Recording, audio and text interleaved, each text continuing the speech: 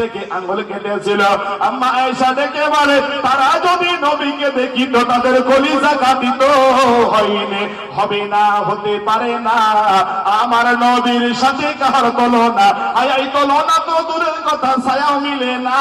হয়নি, হবে না, হতে পারে না, আমার নবীর সাথে কার তুলনা। সকল নবী রাসূল ছিলেন আল্লাহর দেওয়ানা। কার দেওয়ানা ভাই? সকল নবী রাসূল ছিলেন আল্লাহর দেওয়ানা।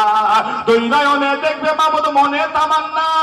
সকল নবী রাসূল ছিলেন আল্লাহর দেওয়ানা। দুই নয়নে দেখবে মাবুদ, মনে তামান্না।